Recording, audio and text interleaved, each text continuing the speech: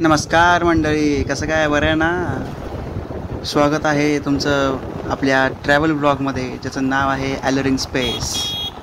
जसं आपण भाग 1मध्ये पाहिलं की आपण ज्या ठिकाणी ट्रॅव्हलिंगला जाणार आहे, ट्रेकिंगला जाणार आहे, त्या ट्रेकिंगचं नाव आहे मोरजाई पठार. आणि मोरजाई पठारला जाण्याचा मार्ग कसा आहे याची माहिती तुम्हाला पुरवतो. बालिंगा गगनबावडा कणकवली रोड, रंकाळ्यापासून बालिंगा रोड हा एकच असल्यामुळे तुम्ही जर अनोळखी असाल कोल्हापूरमध्ये, कोणालाही विचारलं तर सहज कोणीही सांगेल तुम्हाला.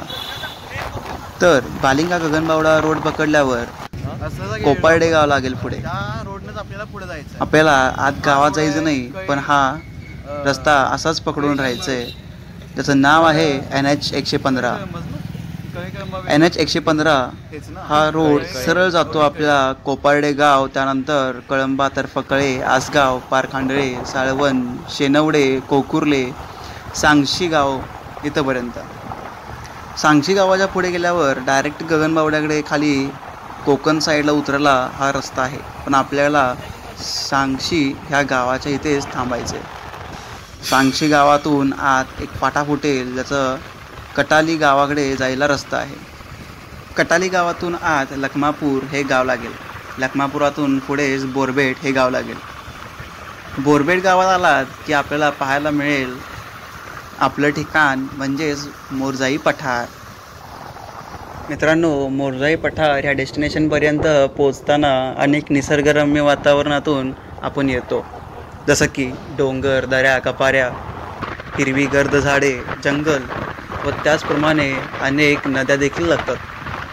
काही नद्या आटलेल्या तर काही अजूनही खळखळीत वाहत आहेत, हे आपल्याला दिसून येतं. बोरबेट हे आपलं गाव शेवटचं डेस्टिनेशन असणार आहे, कारण आपलं डेस्टिनेशन म्हणजेच मोरजाई पठार हे बोरबेट गावामध्येच आहे. मोरावर विराजमान असलेली ही देवी म्हणूनच मोरजाई देवी असं म्हणलेलं आहे. व मोरजाई पठार हे तिन्ही बाजूने जंगलात वसलेलं हे पठार आहे. पठारावर जायला आपल्याला 2 मार्ग आहेत. एक म्हणजे बोरबेट गावातून पुढे आश्रमशाळेचा मार्ग पकडायचा व तसाच पुढे हा रस्ता पठारावर जातो. ह्या रस्त्याने जाताना फक्त काळजी घेणं फार महत्त्वाचं आहे, कारण रस्ता ओबडखाबड व खराब असल्यामुळे इथे स्कूटी, ॲक्सेस, ॲक्टिवा अशा मोपेड गाड्या जाणं अशक्य आहे. मात्र गिअरच्या गाड्या व त्याचप्रमाणे 4 व्हीलर ऑफ रोड्स आरामात जाऊ शकतात. वनसंवर्धनातून ग्रामविकास. आपण सध्या उभे आहोत, तुम्ही बघू शकता, मोरजाई वन संरक्षण समिती बोरबेट. बोरबेट ह्या गावात सध्या आपण दाखल झालेलो आहे आणि आपण इथे मोरजाई पठारावर जाणार आहे. मोरजाई पठार हे नाव मोरजाई देवी ह्या देवीच्या नावावरून पठाराला नाव दिलं गेलेलं आहे. सध्या आपण बघू शकतो की इथं पायऱ्या आहेत. पायऱ्यांवरून वर जायचं, हा रस्ता डायरेक्ट आपल्याला घेऊन जातो पठारावर. जर आपण बाकीचे पठार बघितले, जसं की आपला मसाई पठार असेल किंवा कास पठार असेल आणि भरपूर पठार आहेत, ह्या पठारांना जायला रस्ता तर आहे किंवा काही वेळा चालत जावं लागतं, पण ह्याला पायऱ्या आहेत. हा असा एकमेव पठार आत्तापर्यंत आपण बघितलेला आहे ज्याला पायऱ्या आहेत.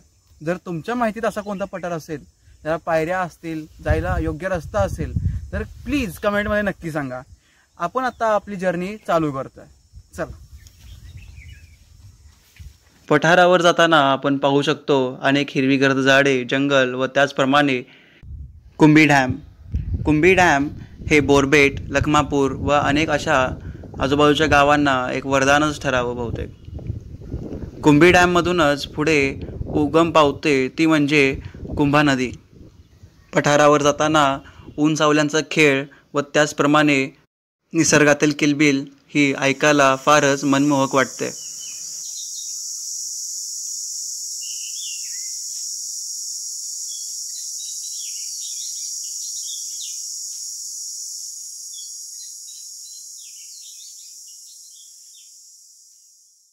एकदा का आपण पठारावर गेलो की तिथे आपल्याला पाहायला मिळतं की मोरजाई पठार हे तिन्ही साईडनी जंगलात वसलेलं व त्याचप्रमाणे मागे डॅमचा व्ह्यू हा फारच मनाला भाळून जातो.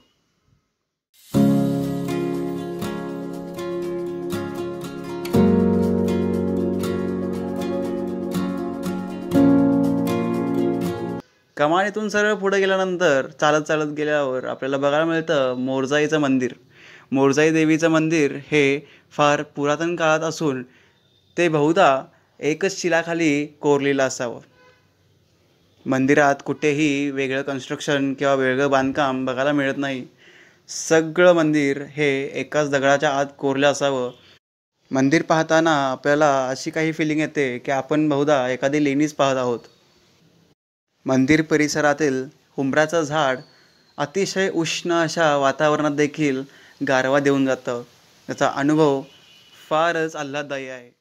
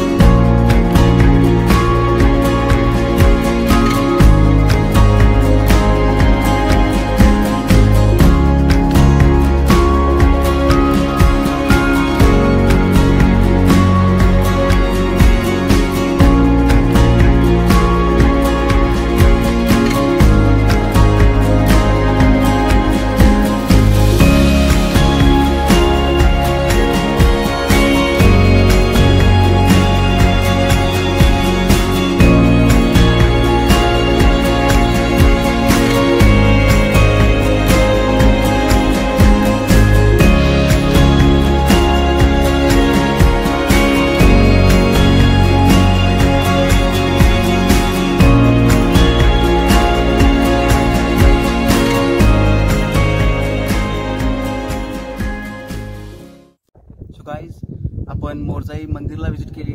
मोरजाई पठारावर आलो होतो. थोडा वेळ विश्रांतीसाठी आपण थांबलो देखील होतो.